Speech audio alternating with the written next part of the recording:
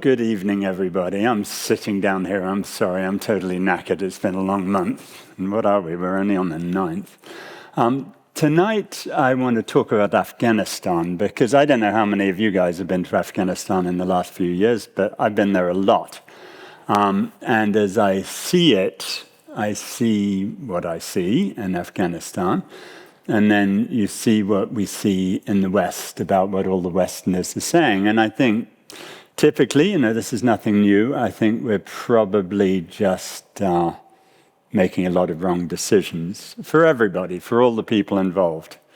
When we sit on the touchlines and scream endlessly about their chauvinism, there's no question that Afghanistan is currently undergoing a level of chauvinism that's just shocking by our standards or by any standards. But the question is, what do we do about those things? And I personally have never been a big fan of going around refusing to engage with people and boycotting stuff. I mean, this Guantanamo, when I first was aware of Guantanamo, which was January the 11th, 2002, the American Bar Association told us we had to boycott the place because it was so outrageous, that everything they did down there was so unethical, that we'd be being unethical if we went there. And let's face it, the whole system was terrible. And when you think about chauvinism in Afghanistan versus torture in Guantanamo Bay, it's hard to know who we should all be boycotting. But I never thought we should boycott, and indeed we wouldn't have that picture if we had boycotted, because by going there, and I've been to Guantanamo 42 times, it is my Caribbean resort of choice, I suppose. The first time I went there, we had to sue to get in there, of course, but when we got in there, one of the very first things you come across is honor bound to defend freedom, which is the slogan, and you think, oh my goodness, am I in Auschwitz and Arbeit macht frei? But then you find the Guantanamo gift shop. They have a shop for tourists. And when I first got there, they were selling these T-shirts, behavior modification instructor. That was the euphemism that the US military used for torture. We didn't ever torture someone. We subjected them to enhanced interrogation techniques, and we didn't have a torturer. We had a behavior modification instructor. And as if that wasn't good enough, I did buy a onesie for a little baby that said future behavior modification instructor. Which was just shocking. They were expensive, and I'm cheap, let's face it, but I really should have bought them all, right? Because people who have everything don't have a onesie for their baby that says behavior modification instructor. And what happened in Guantanamo is by engaging, we were able, instead of having one story, which was that we're boycotting them because they're torturing bastards, we had 1,000 stories, and more than 1,000 stories. And our whole principle was that the essence of Guantanamo to the American military was secrecy, because they were pretending that they were doing something significant about the war of terror. Whereas, in fact, when you got in there and met the people, I had devil of a time finding an honest-to-goodness terrorist. And we have now, of course, exonerated of the 780 prisoners, 768. That's 98.4%. We pretty much closed the place down.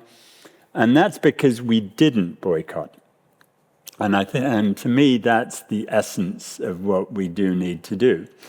We need to engage and change. And I've been going to Afghanistan a lot on behalf of this lady. This is Afia Siddiqui, who is, as it says there, the most oppressed woman in American prison. She's the most oppressed woman in the world, I think, at some level, but certainly in America's prisons. And she was abducted by the CIA on February the 30th, March the 30th, 2003. And she was abducted not just by herself in Karachi, but with her 3 children. And the American CIA took one child and apparently dropped him on his head and killed him, but there's no confirmation of that. And maybe he's still alive for reasons I'll tell you in a minute. You might believe that. The second child was Mariam, age 4, a US citizen. The CIA took her to Afghanistan, 1,000 kilometers away in a war zone, and forcibly adopted her into a white Christian American CIA family.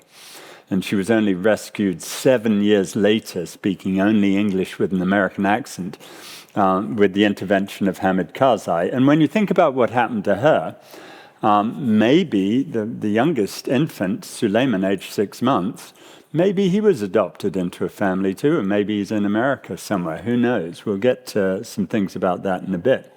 Then the third child, Ahmed, was 6 years old, American citizen, born in Boston. He was taken by the CIA, sworn to protect America and Americans. He was taken to Kabul, where he was put in prison, if you can believe it, and his name was changed to Ihsan Ali. And, the CIA's lied about that for the last many years. And then Afia was taken to Bagram and tortured. So I've been there because the CIA lied about everything. We have to expose it. And my job is to go around the world and dig up all the information that allows us to tell the truth. And then, so I've been going to Afghanistan, and I've been talking to lots of people about what happened to Afia. People have been very open. They've been very hospitable to me.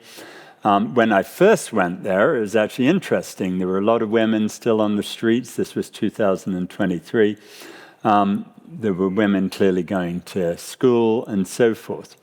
But I think we in the West have helped confirm the views of the old guys who take these regressive views about women's rights. And gradually things have got worse while I've been going to Afghanistan, and we'll talk about all of that. But I've been staying in this place. I love this place, the Kabul's Intercontinental Hotel. It looks quite grand. It seems posh. I love the signs as you go in. That one on the right says the Directorate of Brunch, Ministry of International something or other. It's not the Directory of Brunch, it's just everything is misspelt. And the Intercontinental is something it's about as old as me, it's got to be over 60, hasn't had a coat of paint for a long time. You can see everything that it and Afghanistan has gone through in the last many years. I stay in these rooms with these amazing metal doors. They're all metal, and they have these incredible locks.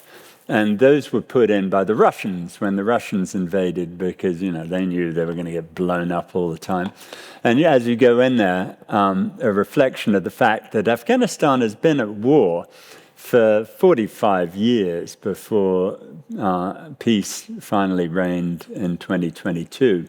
And so, they have these checkpoints. I've become friends with all these people in the checkpoints where they say, turn in your guns. It's quite like being in Texas, except in Texas, they wouldn't tell you to turn your gun in.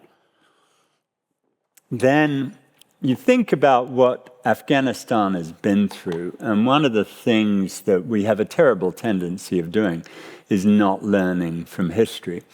But the poor Afghans, the first Afghan war was the British first Afghan war in 1839, known by the British as the catastrophe in Kabul because the British tried to invade Afghanistan. The Afghans killed every single person in the British force except for one doctor who they sent back to what was then called India to tell everyone how badly it had gone. The British came back again in the Second Afghan War in 1878, and this time imposed on the Afghans British foreign policy control. And the thing about Afghanistan is it's always been a part of the big, great game. Now, this great game is not a game the Afghans want to play. It's a game, it was between Russia and Britain for whether Britain could control the Indian Ocean or whether the Russians could find their way down to the sea. Then it became part of the great game between the US and the Soviet Union. for very much the same reasons. So the UK essentially controlled Afghanistan's foreign policy a lot from 1880 to 1919, when the Third Afghan War took place. This time the Afghans secured a degree of independence. Then, of course, the next time they really got into a big invasion was in 1979, when the Soviets, there was a communist government in Afghanistan, and then to support it, the Soviets invaded. And for the next 10 years or so, it was, Soviet invasion. And there are amazing pictures I'll show you of what the Soviets left, other than a lot of dead bodies.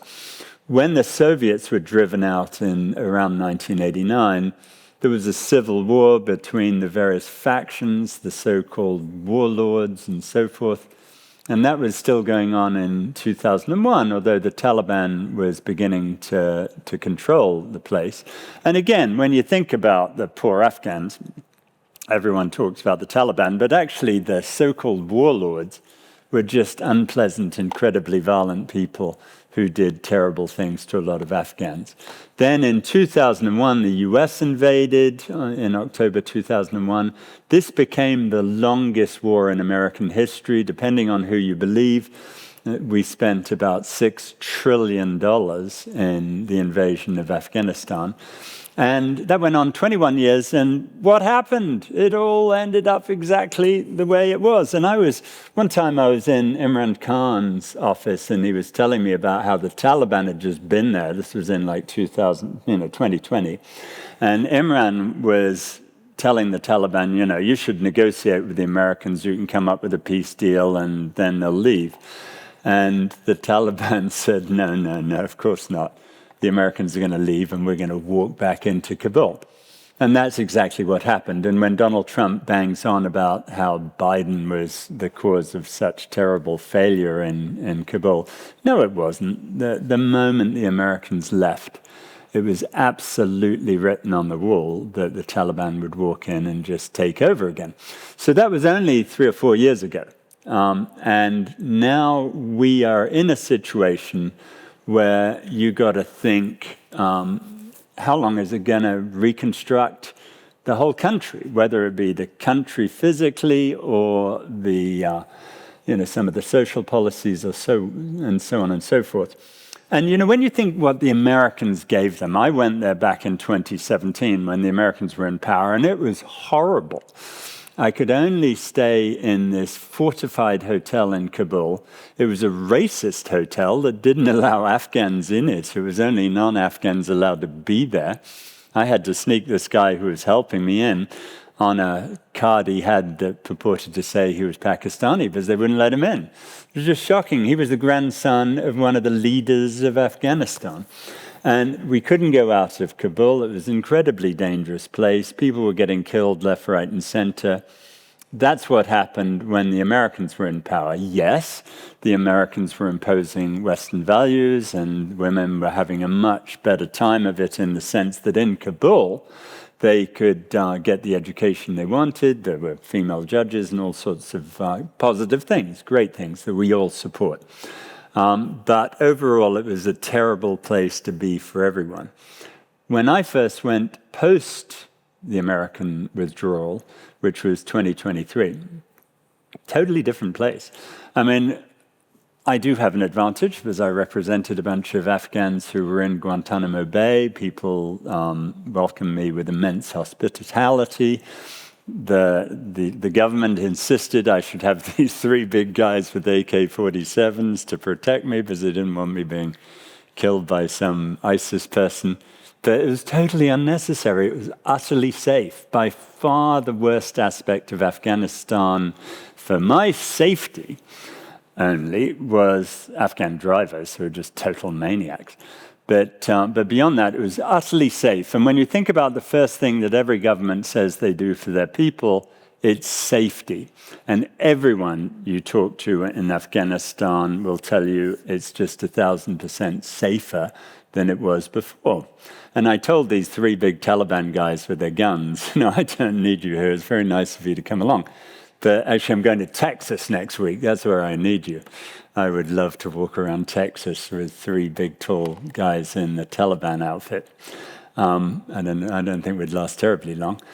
So the issue is, when America lost its longest war ever, what lessons should we learn? And I just want to think a little bit about our second longest war, which of course was the Vietnam War, and what we did there. When we left Vietnam after 20 years in ignominy, lost the war, exactly the same sort of thing as Afghanistan.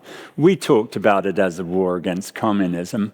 It wasn't. It was Vietnam's war for independence from the French colonial masters. Just as Afghanistan wasn't a war against the Taliban, it was a war where the Taliban and many others were trying to liberate their country from being invaded yet again.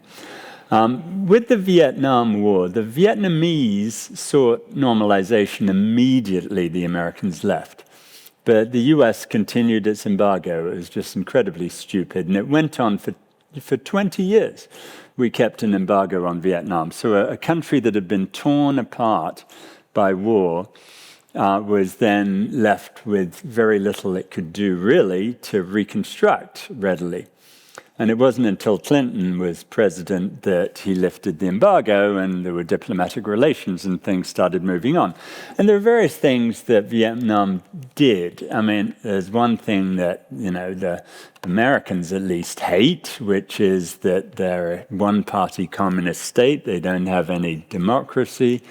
It operates what they call a socialist-oriented market economy, which is moving towards a bit of a market economy, but, not awfully fast. But, they have done some interesting things there. And one of the things that I like about Vietnam is they've turned their pain into tourism. They've turned so many of those tunnels that they had when they were digging around and tormenting the American soldiers. And let me say, I feel for the soldiers on both sides. I mean, most people who are American didn't want to be in Vietnam, and the Vietnamese sure didn't want us there. But they've turned that into tourist attractions, and now a lot of Americans go there, and they discover that the Vietnamese are not the people we were told. There's an amazing museum in New Orleans, where I used to live, which is all about warfare and how the American military shifted its propaganda and made people shoot people for real. Back in the olden days when the soldiers did practice shooting, they'd just have a target. That didn't prepare them much for shooting human beings. It didn't prepare them much to use a human being as a target, even a human being outline. So instead, the US came up with these terrible, grimacing faces of supposed Vietnamese people in an effort to indoctrinate the soldiers into them being the real enemy, and you had to kill these people. Fascinating book called On Killing by Colonel Hackett about this and about how that promoted the American military's ability to actually kill people. So they did that in Vietnam, and we had all of this view of Vietnam as this Cold War struggle, whereas in fact it wasn't. It was us continuing to try to impose our will. The Vietnamese didn't really get along terribly well with some of their communist neighbors, the Chinese or the Russians. And one thing that's worth remembering is there were a lot of very similar, very chauvinist attitudes in Vietnam too. We say the Taliban are bad, well, so were the Vietnamese men. And indeed, at the time, I think it's today still true that there's a lot more men in Vietnam, 114 for each 100 women, as opposed to women normally being in the majority, just because we have this discrimination against women and in all sorts of ways. So, there's lots of things one can say to criticize Vietnam. I'm not a big fan of the death penalty they've had. I've had a few capital cases there. But I guess what we want to do is look at Vietnam and say, how should we have engaged? Now, what we say about the Taliban is the US State Department says the Taliban's war on women. Gordon Brown, normally a relatively sane human being, says we should prosecute the Taliban. Hey, how about prosecuting some of the Americans for what we did? And then the Grand Imam of Egypt's mosque there says that, is highly critical too. I include that picture of the mosque because his mosque has a total segregation of men and women. So it's not entirely clear that's what the Holy Quran says, and it's not entirely true that's reasonable. Anyway, I had this conversation with someone who works quite high up in the Taliban government, a very, very sophisticated person, brought up in the West, totally understands Western views. And he said, look, I understand your position, but you're not going to win this argument by yelling and screaming at people, because the older people in Kandahar believe in the chauvinist rules that they have.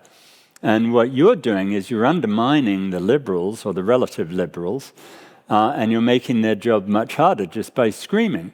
And by the way, if you were to have this discussion directly with one of the older guys, they would say, yeah, I understand you say that our views on women are barbaric. Well, we think you're barbaric. And he told me that the Taliban says that Americans are barbarians because you're the richest country on earth and you don't understand how to treat poor people with decency. And we view that as utterly disgusting, and we should presumably start yelling and screaming about you at the same time. This chap went on to say, I can go along with that one, right? I agree with them on America not treating poor people very well. It's offensive enough in London, where you see homelessness around you. But he went on to say, the other reason we think you're all barbarians is that you're not Muslims. Now, you can understand that view intellectually. I don't go along with it myself. So the issue is, can we achieve what we want to achieve by just screaming on the touchlines of the pitch, or should we do something else?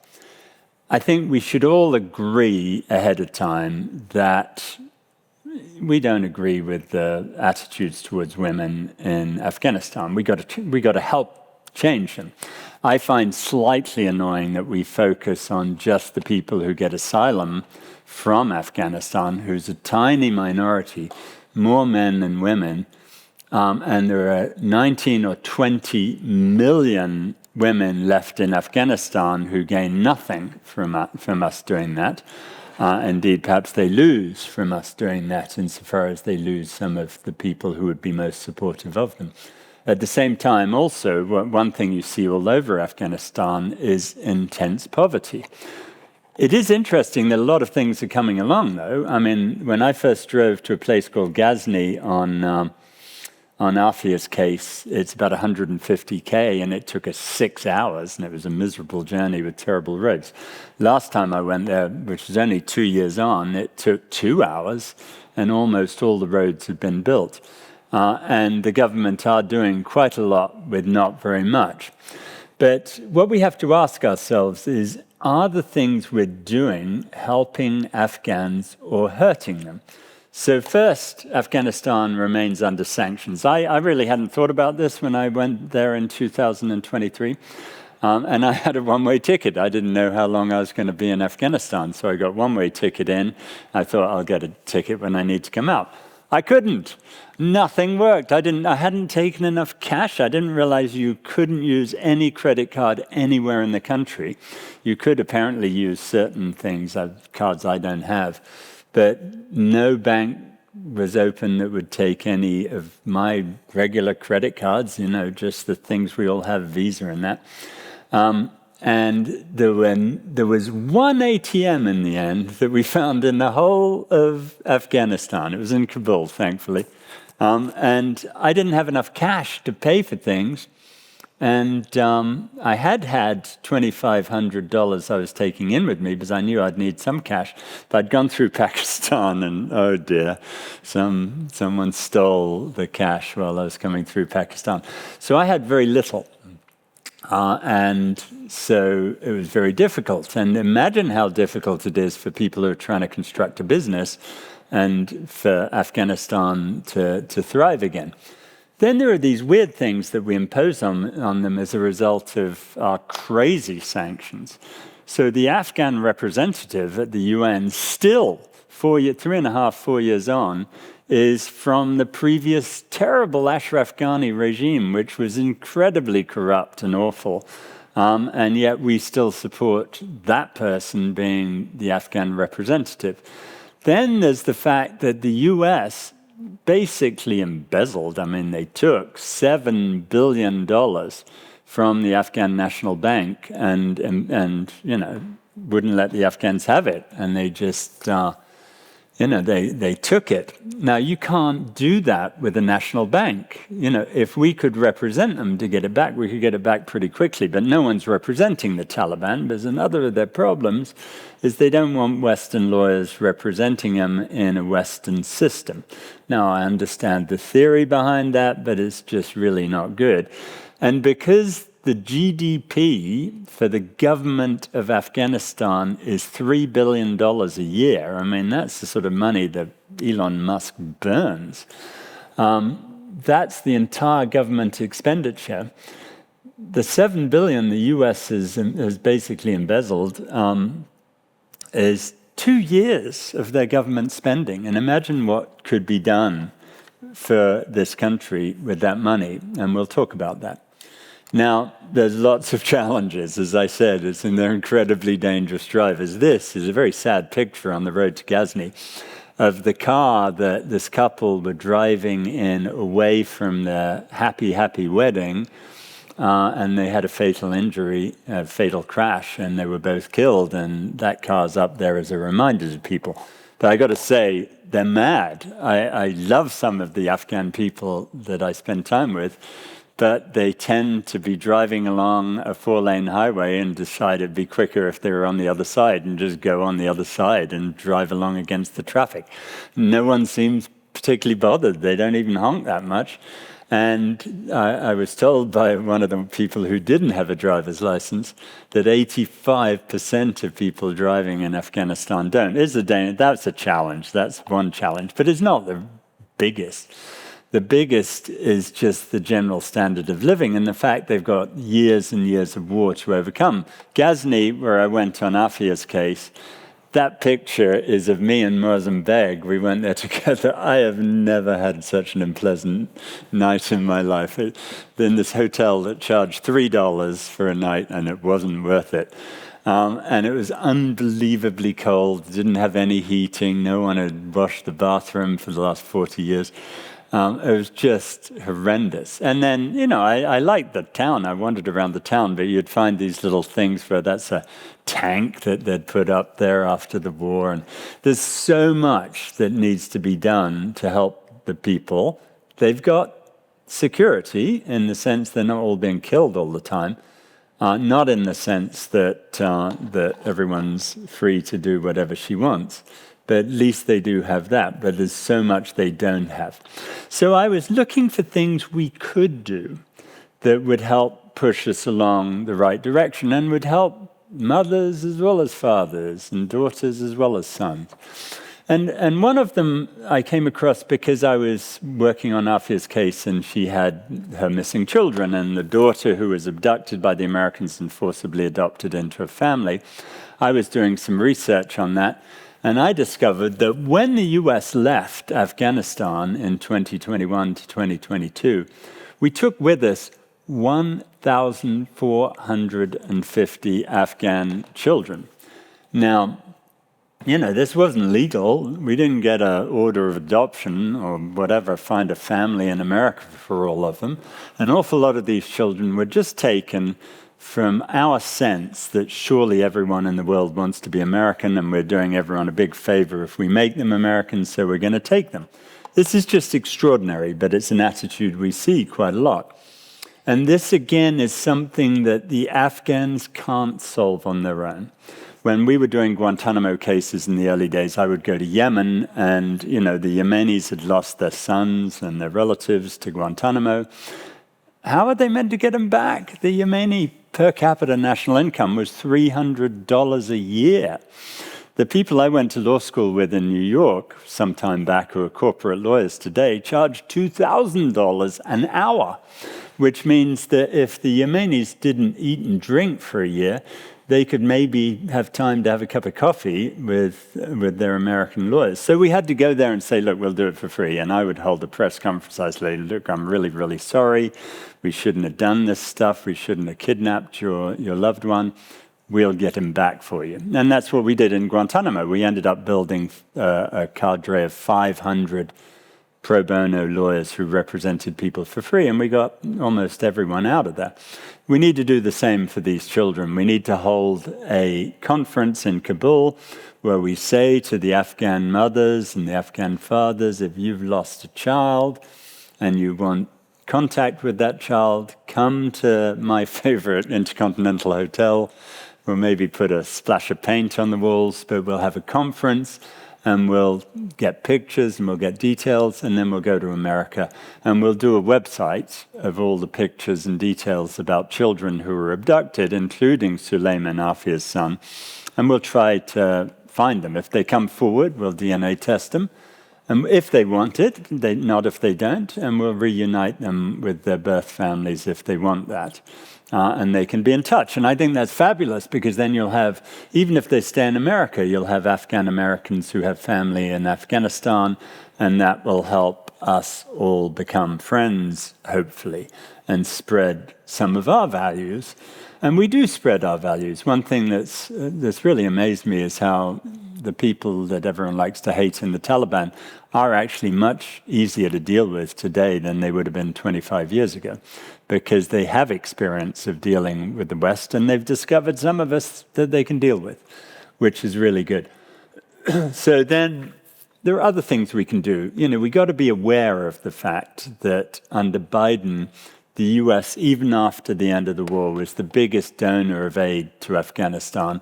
Obviously, our esteemed president today has cut all that off. We can't do that. These people are incredibly poor, and the amount of money they have is so little that it goes a long, long way. And I always think this: if we really did spend $6 trillion on the Afghan war, just as we were thinking we'd blame the Taliban for bin Laden, which is pretty strange in the first place. Let's imagine we'd done what we as Americans do best, and we'd just given them $3 trillion. That would have made everyone in Afghanistan exponentially better off, and they would have loved us forever. And that's so much more effective a way of promoting our values than it is to invade a country and kill lots of people. And aid is what we do best. There was some fellow in 1675 who said, when you're thinking about war, the first thing you need is money, money, money. And that's true. It's true whether you waste it on munitions or whether you spend it on achieving your goals through money instead. We also ought to engage in other things. I mean, Ghazni, turns out, has the biggest lithium deposits in the entire world. And the Chinese and the Russians are all over the place. Everyone in the Intercontinental Hotel who I met was Russian or Chinese almost. And they are busily signing contracts to get all these things that would be such a benefit to them. And obviously the Chinese would love lithium for all the electronics that they make. And obviously the West is doing what the West does best when they're pissed off about something like losing a war, which is cutting off our nose to spite our face. But it would actually be vastly better if we engaged financially with them. It would be vastly better if we engaged financially by giving them their money back. And we got to work out a way to convince the Taliban to let us litigate that. There are some wonderful people who want to do it. The group Peaceful Tomorrows, you've always got to think who is the best spokesperson for this. Possibly not me, some commie pinko lefty is not the best person to persuade the Americans that they should give the money back. Even if I can begin to persuade the others. But Peaceful Tomorrows are all family members of people who were killed in 9/11 who want to, what's their exact thing? They've united to turn our grief into action for peace, which is a great thing, right? To turn their pain into the possibility of doing something really good. And what I've talked to some of their members about is the thing we could sell to the Americans and I think everyone would agree, would be to audit the healthcare in Afghanistan, which is woeful. One of my former Guantanamo clients, his wife, needed some very minimal thing that she couldn't get in Afghanistan. And when I did have cash on one of my trips, I gave her the last $200 I had. And that was enough for her to go to Pakistan and get the treatment she needed, because there was nothing there for her, or for the men for that matter, in Afghanistan. And you really have thought that we as Americans could have left them with a little bit of that, with a little bit of healthcare, but we didn't. We don't really give it to our own people.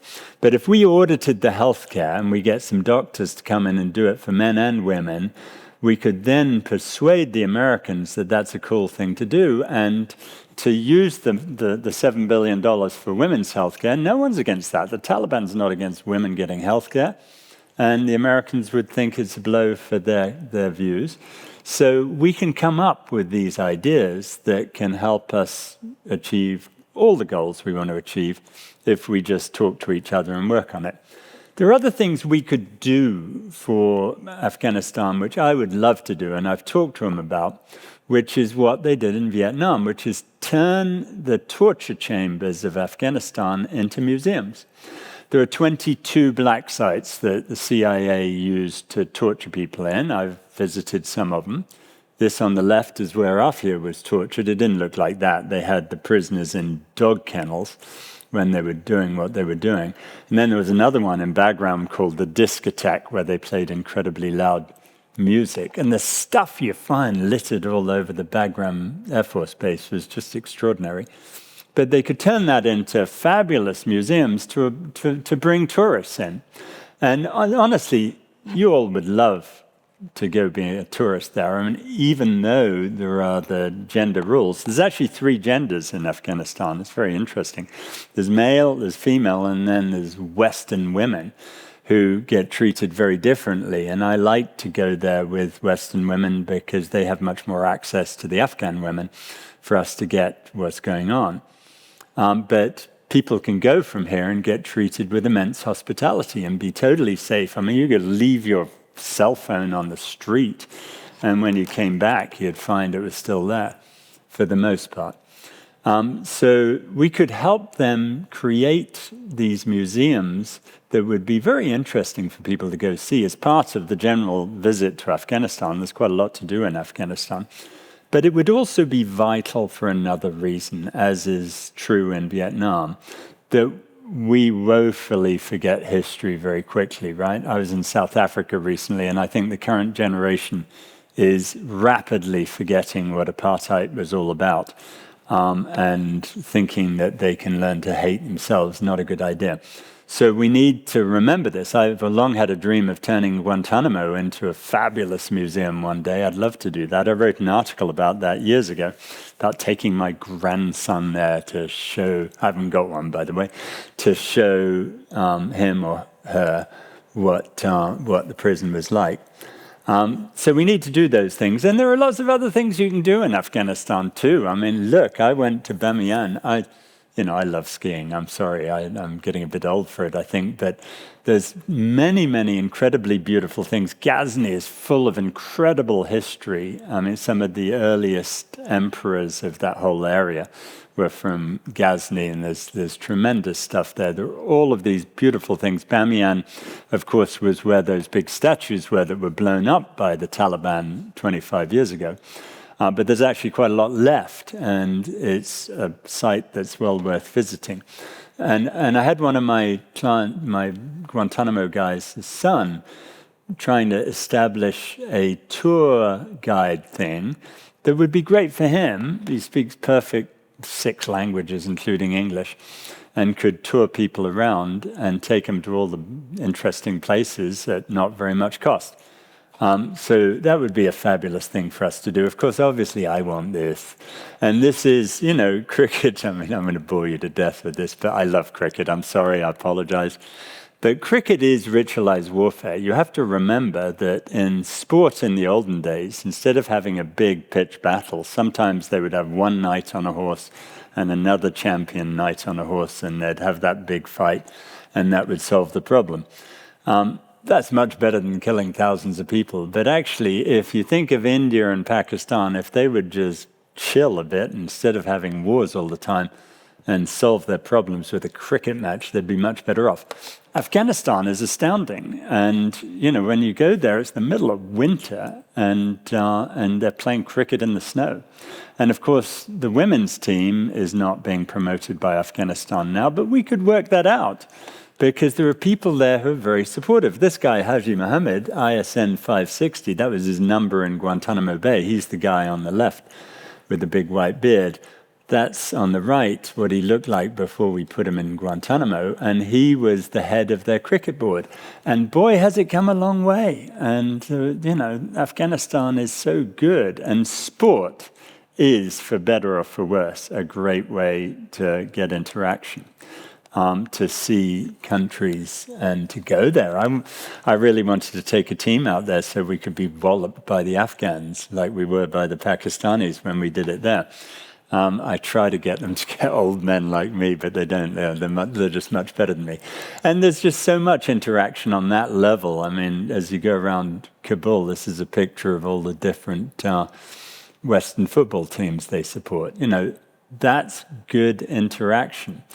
Then there are many, many other things. This is a guy who was another of our Guantanamo clients, who was for a while Afghanistan's Minister of Libraries. There are 92 libraries, none of which are open because they don't have the resources. They don't have the computers to run them, and so people can't get access to the books. We could so easily help them on that, right? And he's a really nice and decent guy, and when he was running the libraries, they were all open to both genders. They had these, things that everyone could do. And, the truth is, there's no one I know of who thinks that, reading a book, by and large, is somehow a violation of the Holy Quran. So there are really the limits on what we can do to engage fruitfully with Afghanistan are left only to your imagination. The one thing we can't do is nothing. We can't just sit in London and whinge and say they're all evil, because, basically people aren't all evil. It doesn't matter what they do. I've spent my life representing people who are supposed to be mass murderers or murderers. I've represented people who are meant to be terrorists, and I've got to meet all of these different people, and that includes also the police officers who do it, even the torturers who did it, the CIA agents. They're not monsters. Some of them are intensely misguided, but the best way that we can do something about that is to reach out to them so that we can establish some human contact. And then you can start telling them things. And I was really astounded when I was in Yemen in 2003, and I was working with these human rights people, and they asked me what I did for my life. And I said, well, for the most of my life, I represent people on death row. And the guy said, you mean you have a problem with the death penalty? You don't think the death penalty is a good thing? I said, no, I think it's utterly, utterly barbaric. But the Americans do it. We haven't had it in England since 1969. And he was just astounded by that. This is a human rights guy who ironically was the head of a human rights organization which was quite anti-Semitic, which was called YID. And he didn't know that that was some slur for a Jewish person. So what's cool is you then get to meet people who just haven't been exposed to stuff. And there are lots of things I haven't been exposed to. And I find it fascinating to learn from the people as I go around the world. And I think perhaps it's possible that other people learn from us as well, but they don't if we just scream at them.